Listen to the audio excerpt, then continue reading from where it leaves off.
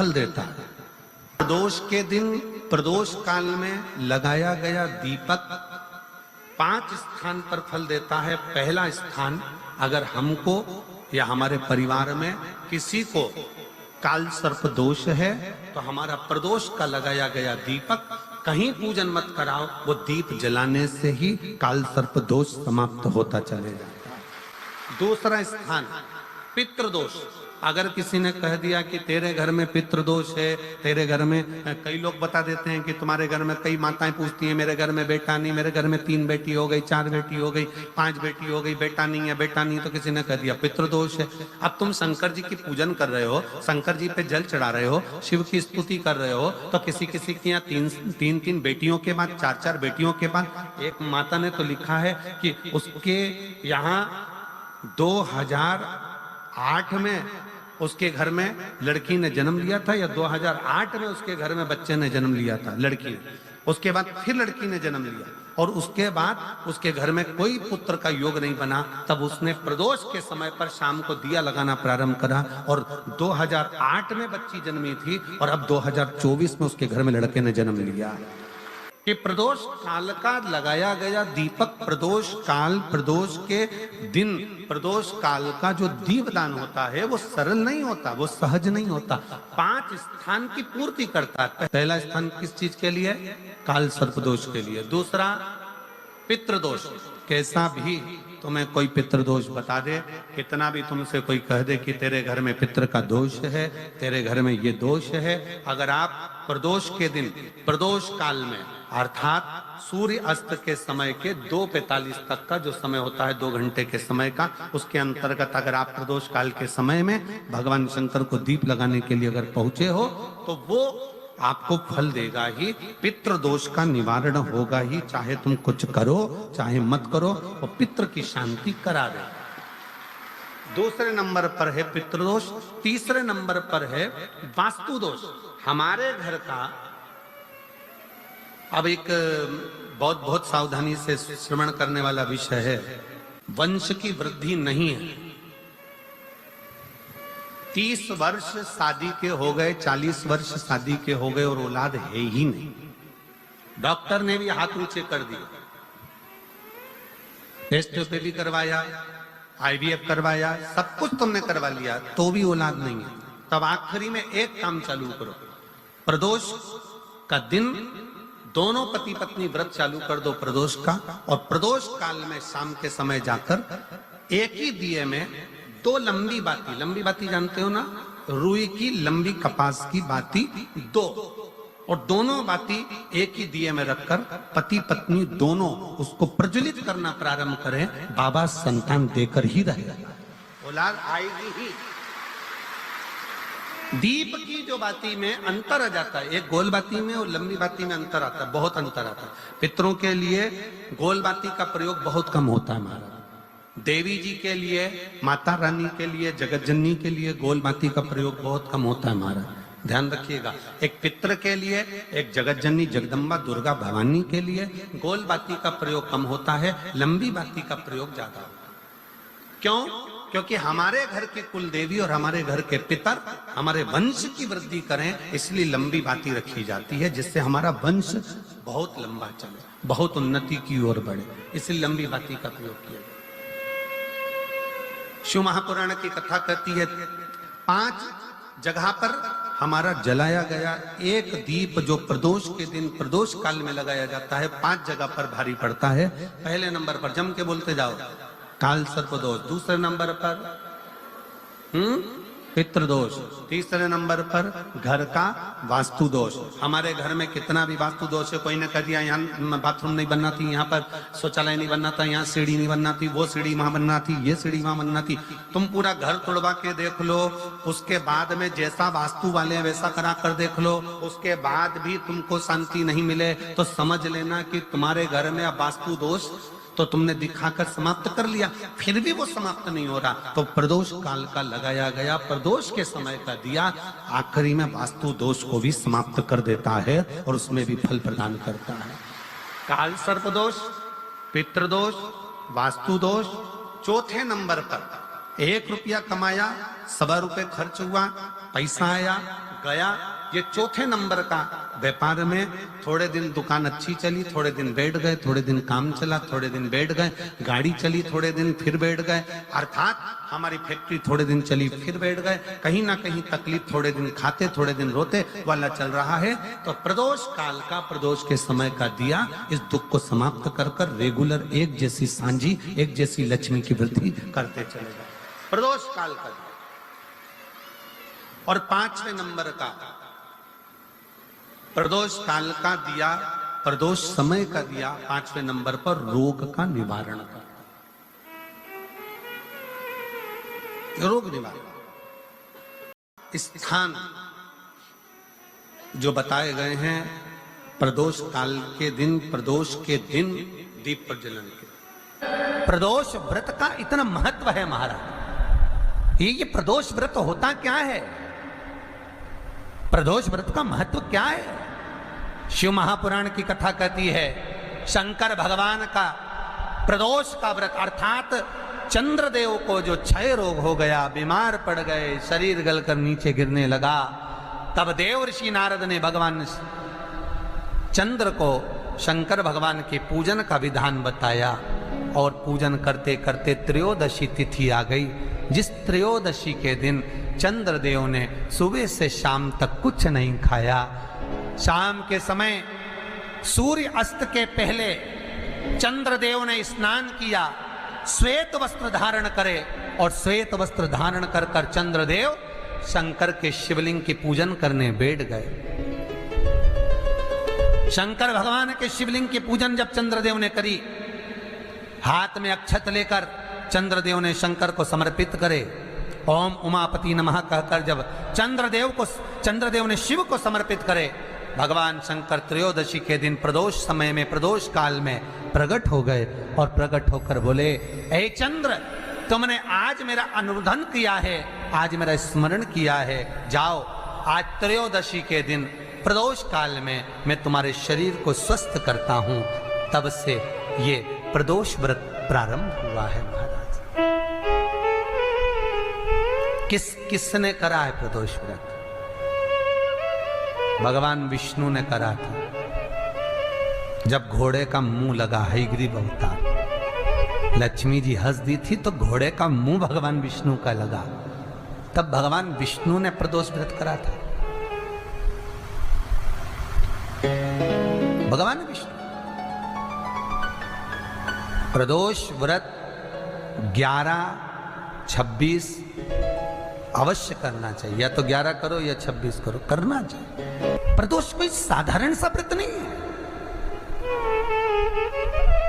प्रदोष कोई निम्नता व्रत नहीं है, सहजता का। एक एक प्रदोष का महत्व शास्त्र वर्णन करता, शिव महापुराण कहती है एक एक प्रदोष का महत्व, एक एक प्रदोष। सोमवार की अगर प्रदोष पड़ती है, बहुत ध्यान से सुनना महाराज, सोमवार की प्रदोष पड़ती है तो शंकर भगवान कैलाश पर निवास करते हैं। मंगलवार की प्रदोष पड़ती है तो शिव काशी में निवास करते हैं। बुधवार की प्रदोष पड़ती है तो शिव रजत भवन में निवास करते हैं। गुरुवार की प्रदोष पड़ती है तो शिव गंगा के स्थल पर निवास करते हैं। शुक्रवार की अगर प्रदोष पड़ती है तो शिव नीलकंठ पर विराजमान होते हैं। शनिवार की अगर प्रदोष पड़ती है तो शिव शमी के वृक्ष के नीचे रहते हैं। और रविवार की जब प्रदोष पड़ती है तो शिव बेलपत्र के पेड़ के नीचे निवास करते हैं। महाराज, ये एकादशी शंकर से कह रही है कि आपका स्थान ये नहीं कि आप कैलाश पर मिले, उस वार को, उस तिथि के दिन, उस अनुकूल।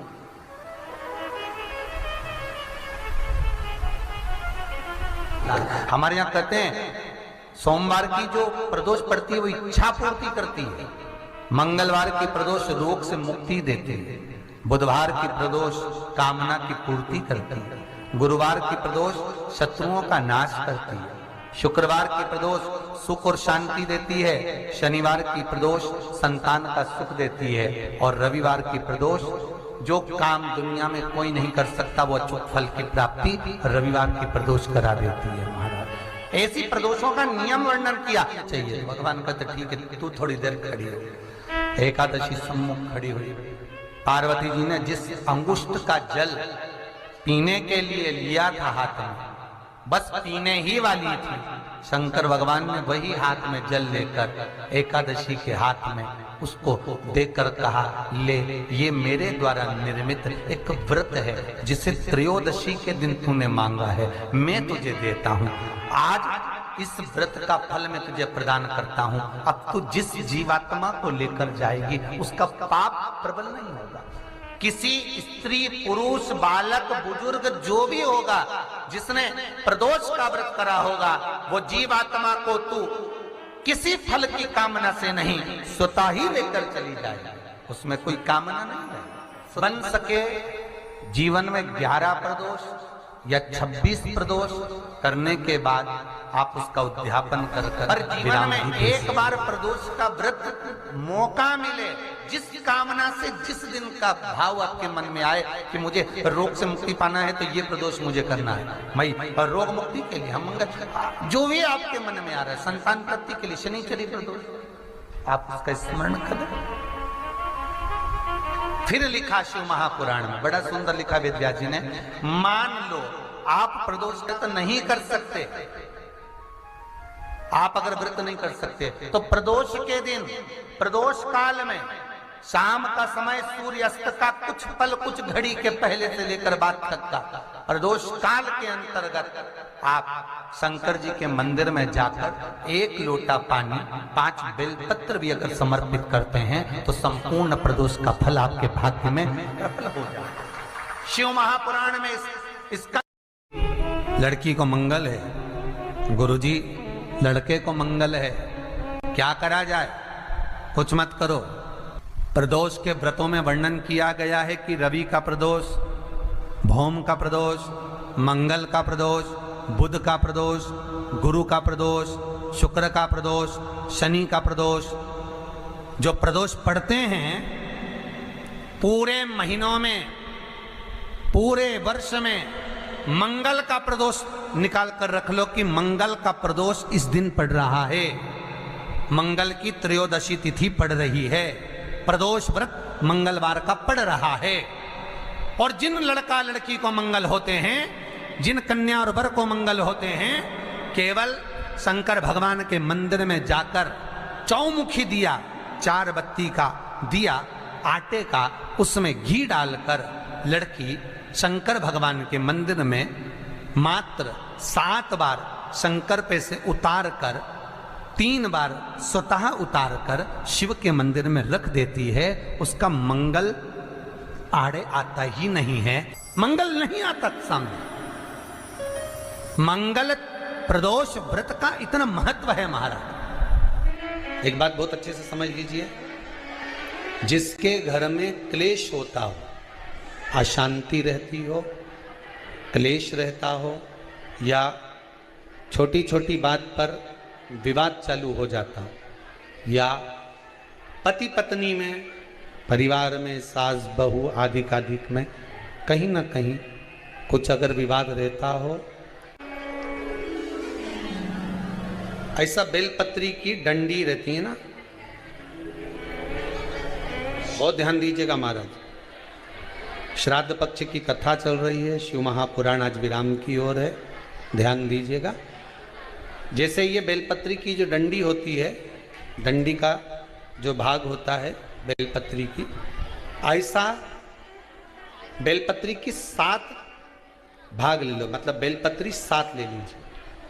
7 बेलपत्र लेकर कच्चा जो सूत होता है ना, कच्चा सूत जो जानते हो पेड़ पौधे में माता लपेटती हैं, धागा जो होता है ना सफ़ेद कलर का कच्चा धागा, जो बड़ में, पीपल में और आंवला आदि में लपेटा जाता है,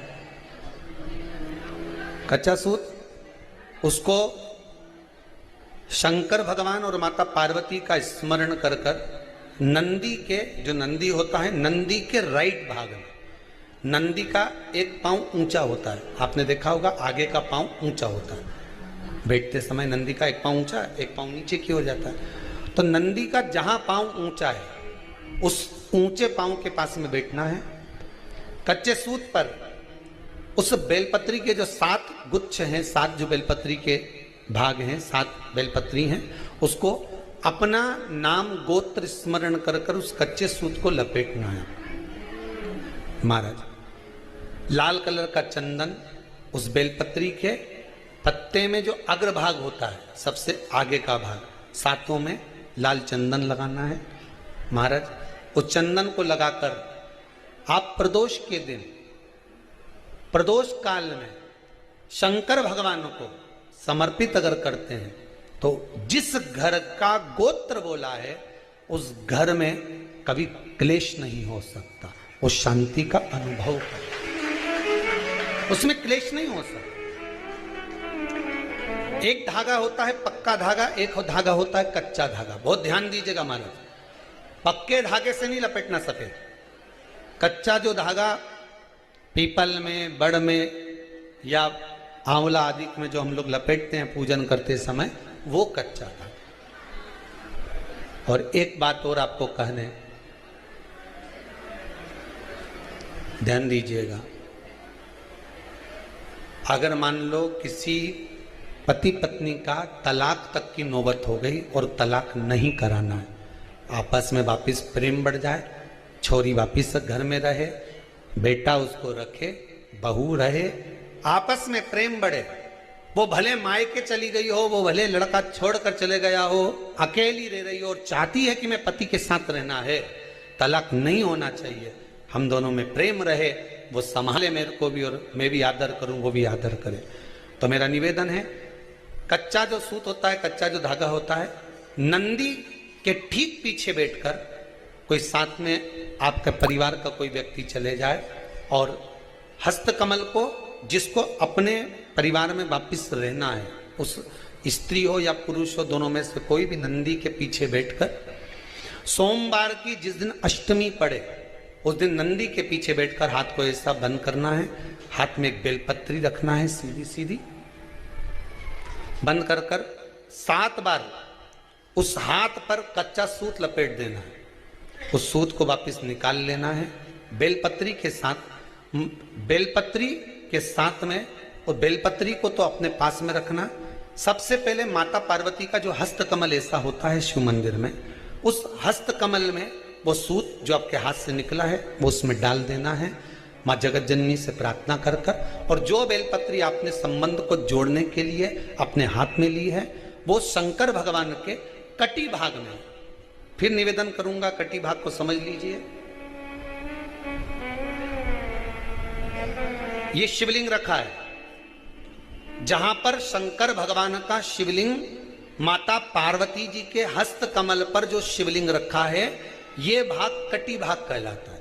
इस जगह पर जहां शंकर और पार्वती का मिलन हुआ है, उस जगह पर उस बेलपत्री को रख देना है महाराज। ज्यादा से ज्यादा 3-4 महीने लगते हैं, दोनों में वापिस प्रेम बढ़ जाता है, दोनों एक हो जाते हैं।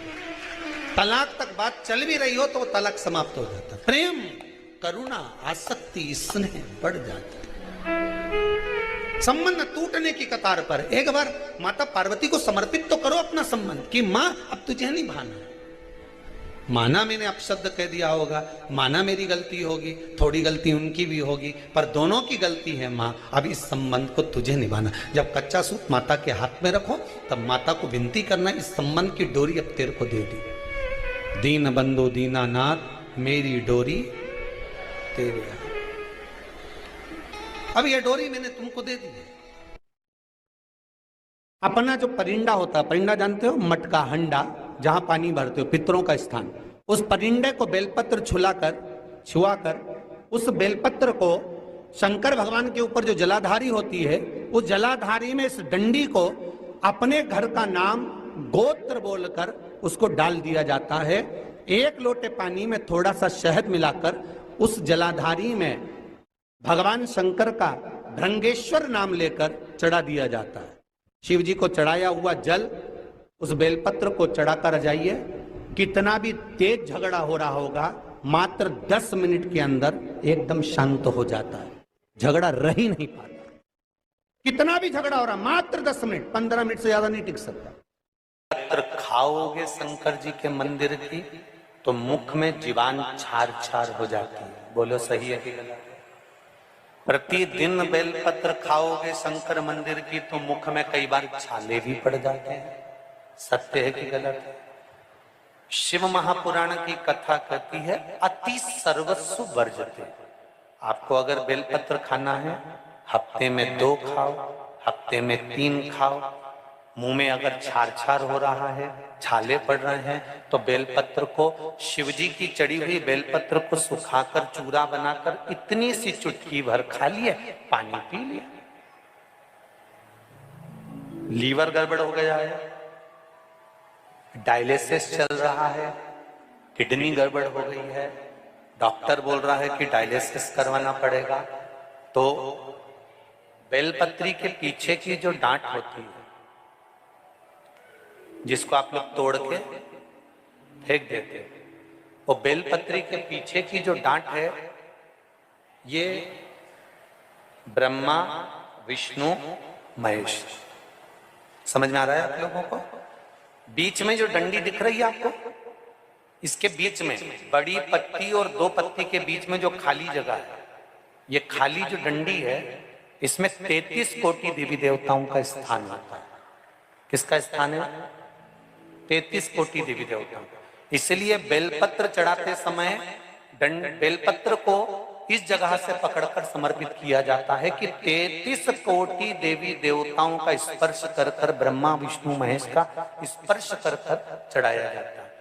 बेलपत्री के नीचे की जो डंडी होती है, ये 2 पत्ती से लेकर नीचे का जो भाग होता है, ये स्कंद पुराण कहती है, इसमें 64 योगनियां और मेरी माता पार्वती का संपूर्ण जितनी शक्तियां हैं, वो सारी शक्तियां इस डंडी के अंदर विराजमान होती हैं।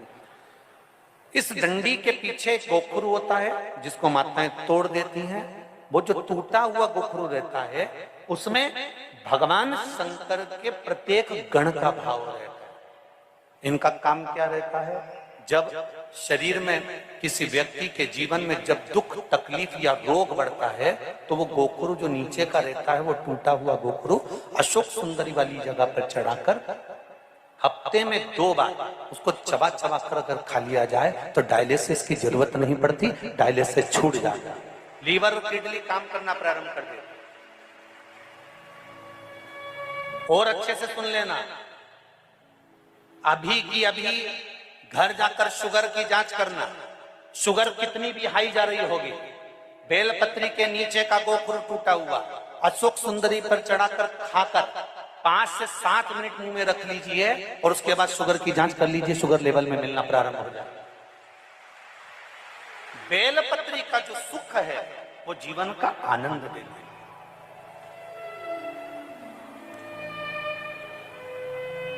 साधारण नहीं है बेलपत्र।